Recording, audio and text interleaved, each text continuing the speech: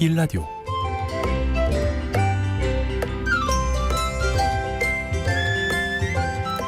내가 가진 재산 가치를 더 올리고 손실을 줄여주는 방법을 배워보는 감정평가 재테크 시간입니다. 새 아파트 짓는 정비 사업은 법과 절차가 들어도 참 어려운데요. 오늘은 이 재개발과 재건축의 개념을 살펴보고요. 특히 정부 지원도 많아지고 있는 소규모 재건축의 특징과 매도 청구 소송 감정평가에 대한 내용 살펴보겠습니다. 박효정 감정평가사님 나와주셨습니다. 안녕하십니까? 안녕하세요. 걱정입니다 오늘. 용어들이 지금 쉽지 않았어요. 맞아요. 사실 속으로 한 3번 정도의 위기가 있었거든요. 근데 앞서서 정부가 공공참여형 소규모 주택 정비사업 공모를 오늘부터 시작한다고 소개를 했는데 이거 무슨 얘기입니까? 이거부터 얘기를 좀 해주세요. 네. 이 주택 공급 활성화를 위한 어떤 정책의 일환으로서 오늘부터 5월 20일까지 이 공공참여형 소규모 주택 정비 사업을 공모하는 기간이라고 해요. 네. 이게 뭐냐면 LH 같은 이 공공과 그리고 민간이 공동으로 이 소규모 재건축 사업을 추진하는 건데요. 이게 이제 전국의 가로주택 정비 사업이나 소규모 재건축, 소규모 재개발 사업을 희망하는 지구 중에서 주민 동의율이 30에서 50% 이상이 되면 대상이 된다고 하는데 이 공모에 선정이 되면 그 총 사업비의 50% 이상을 허그 주택도시보증공사에서 연 그 1.9%의 저리로 이렇게 좀 지원을 해준다고 하고 또 LH에서 조합 설립 인가나 뭐 설계 분석 같은 이 어려운 부분들 이런 것을 행정 종합 컨설팅까지 해준다고 합니다. 그래서 관심 있으신 분들은 오늘부터 5월 20일까지 공모 기간이라고 하니까 한번 살펴보시면 좋고요. 그래서 오늘은 소규모 재건축에 대해서 함께 살펴보고자 합니다. 네, 여기까지 좋습니다. 지금 이해가 되고 있어요. 그렇구나. 공공이 이렇게 좀 도와주는 지원이 시작되었다. 그러니까 뭐 돈도 싸게 빌려주고 뭐 컨설팅도 해주고 이렇게 한다는 거잖아요. 예. 신축 아파트를 공급하는 방법이 이제 재개발도 있고 재건축도 있는데 이게 좀 비슷하면서도 다른 개념이잖아요. 그죠? 개념 설명을 좀 해주세요. 그러니까 쉽게 생각하면 우리 그 재개발과 재건축 모두 둘 다 지상에 있는 모든 것들을 싹 다 부숴버리고 새로 뭘 짓는다 이런 건데 오래된 집 헐어버리고 이제 새 집 짓는다는 그런 목표인데 재건축은 주로 아파트에서 이렇게 시행이 된다고 생각하면 되는데 이 도로나 뭐 공원이나 학교나 이런 것들이 아파트 주변에는 좀 정비가 잘 되어 있잖아요. 근데 다만 이제 아파트 그 자체만 좀 노후했다?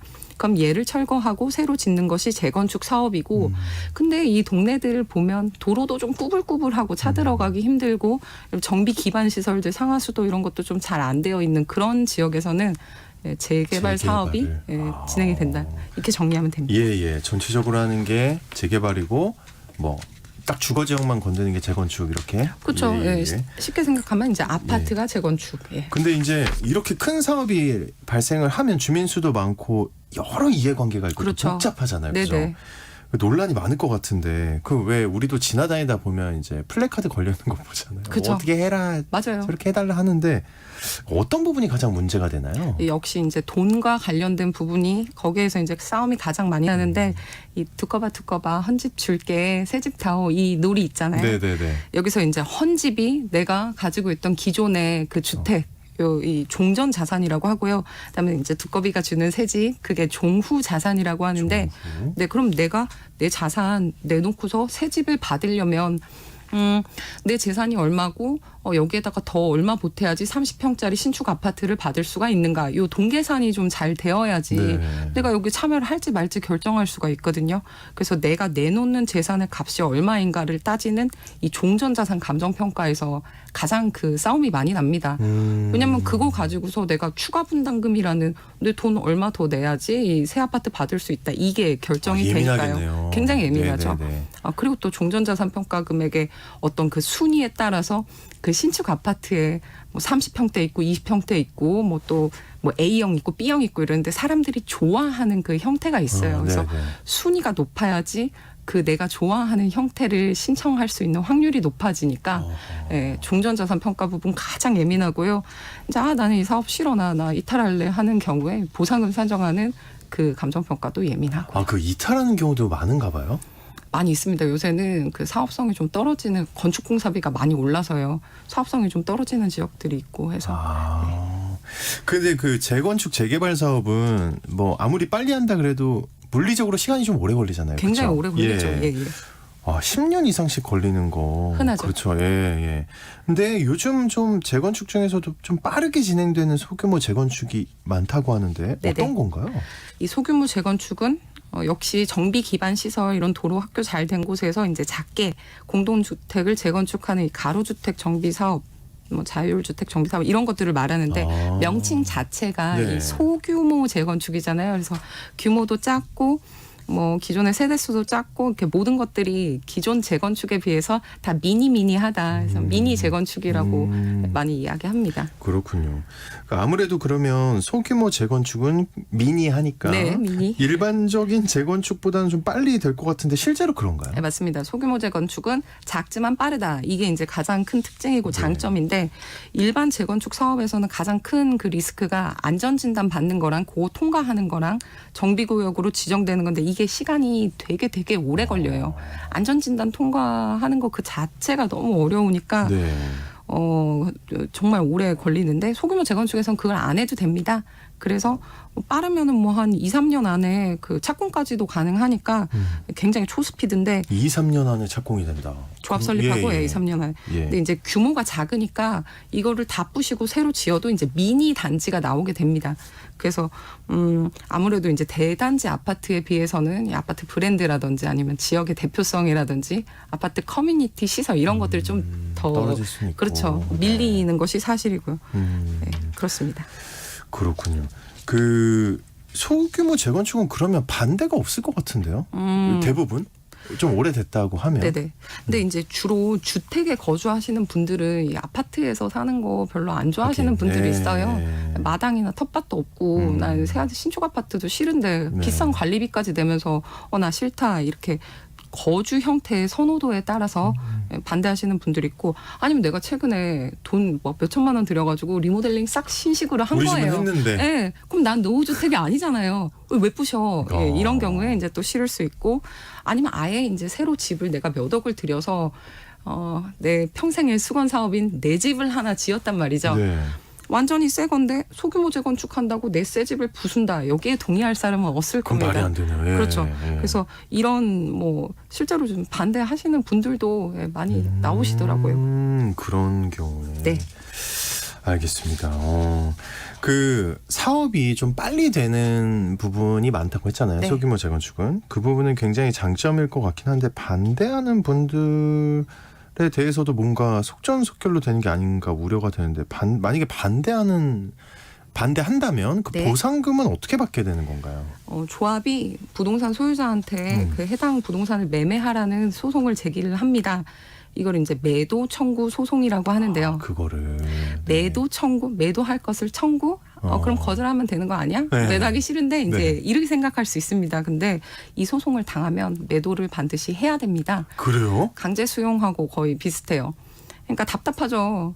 이게 나는 팔기도 싫고. 이거 너무 이거 충격이죠. 강압적인 거 아닙니까? 맞습니다. 네. 그래서 매도 청구 소송 피고들이 되게 고통받고 이 진짜 멘탈 붕괴에 오는 그런 것 중에 하나인데 그래서 중요한 거는 돈 문제밖에 안 남아요. 매도는 해야 되는 거는 이제 기정사실인데 얼마를 받고 매도를 할 거냐 그 돈도 이제 내가 못 결정한다는 게 포인트입니다. 법원에서 지정한 감정인이 세상에. 네. 그 한 명의 법원 감정인의 감정가로 이제 매매가액이 정해지게 됩니다. 그러니까 재개발에서는 이제 여러 가지 이의 신청 절차가 있는데 그거에 비해서는 굉장히 좀 이제 축소되어 있다. 그게 이제 좀 문제죠. 네. 그러면은 굉장히 불안할 것 같거든요. 예를 들어 맞아요. 내가 집이 하나인데 이게 전 재산이에요. 그렇죠. 근데 소송을 당했어요. 맞아요. 근데 무조건 팔아야 된다면서요. 이거 어떻게 해야 되는 겁니까? 꼭 소송을 통해야만 되나요? 그러니까 나도? 소송을 네. 그러니까 안 하면은 좋은데 이게 그러니까 소송이 그렇잖아요. 우리가 이렇게 일반 소시민으로 살면서 뭐 특별히 소송하고 뭐 이런 게 잘 없고 아무리 작은 소송이라도 소송 그 자체에서 오는 중압감이나 거부감이 스트레스가 장난이 아니거든요. 근데 말씀하신 것처럼 내 전 재산인 그 부동산을 걸고 소송을 한다 이러면은 진짜 멘붕에 오는 경우가 많은데 방법이 없습니다. 나는 이제 또 소송을 걸 수 있는 사람도 아니고 소송을 당하는 사람 입장인데 물론 법에서는 그 소송 매도 청구 소송을 하기 전에 협의 과정을 거치라라고 규정을 하고는 있습니다만 현실에서는 이제 거의 형식적인 그 협의에 불과한 것 같아요. 할 수 없는 협의. 예, 그래서 소송을 통해서 진행되고 있어요. 아, 그렇군요. 그 재건축 매도 청구 소송에서 법원 감정을 할 때는 개발 이익을 포함한 시가를 네. 산정한다고 하는데 네. 이거는 좀 맞는 것 같네요. 그렇죠? 어차피 그쵸. 개발이 될 거니까. 네. 근데 어디까지가 개발 이익인지 그렇죠. 또 이거를 어떻게 포함하는지가 좀 애매할 것 같긴 하거든요. 이거 어떤가요? 예, 개발 이익이라는 개념 그 자체가 좀 추상적인 개념이기는 합니다. 근데 많이 이제 오해하시는 분 중에 하나가 이 사업이 다 끝나고 나서 발생하는 그 개발 이익 전부를 받아야 되는 것이 아닌가. 그래야 되는 거 아니에요? 아니군요.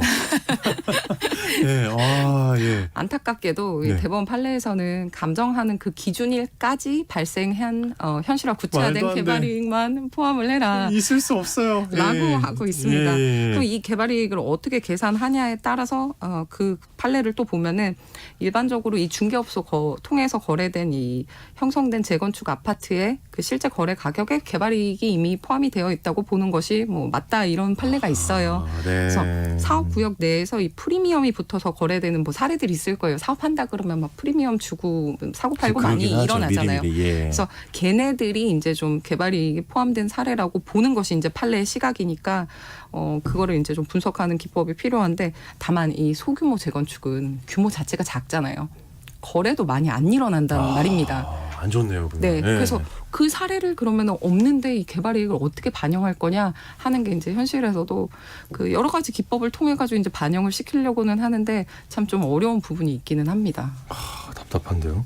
그러면은 소규모 재건축 앞둔 분들 네. 있으실 거고 분명히 우리 방송을 들으실 텐데 그런 분들을 위해서 어떤 조언을 해주실 수 있을까요? 첫 번째 이제 조합원의 지위를 유지하신다고 하면 종전자산 평가 가장 중요하니까 이 감정 평가한다는 그 감정인의 현장 조사 같은 것에 반드시 협조를 하시고 또 감정과 관련된 의견도 제출하시면 좋고요. 네. 청산을 하는 경우에는 매도 청구 소송을 어쩔 수 없이 대비를 해야 하니까 개발이익 잘 반영받을 수 있도록 미리 전문가와 함께 상의를 하시는 것을 추천하고 있습니다. 예, 결국은 전문가와 만나서 얘기를 하고 기승전, 네. 예. 기승전 전문가. 네. 네. 알겠습니다. 감정평가 재테크 시간 오늘은 소규모 재건축과 매도 청구 소송 감정평가까지 다양하게 살펴봤습니다. 박효정 감정평가사님과 함께했습니다. 오늘 말씀 고맙습니다. 감사합니다. 네, 오늘 아침도 여러분 춥습니다. 따뜻한 옷차림으로 출근하시길 바라겠고요. 낮에는 좀 풀린다고 하니까 산책도 하시면서 건강관리 잘하시기 바랍니다. 오늘 아침 라디오 전 내일 다시 인사드리겠습니다. 좋은 하루 보내세요. 여보, 올해 공익직불금 신청이 2월 1일부터 4월 30일까지래요. 2월 1일부터 2월 29일까지는 지난해와 변동사항이 없는 농업인을 대상으로 휴대폰으로 신청하도록 문자가 온다고 하네요. 안내 문자를 받지 못했거나 신청을 못했으면 어떡해요? 3월 4일부터 4월 30일까지는 농지소재지 읍면동에 방문하여 신청할 수 있으니 그때 신청하면 돼요.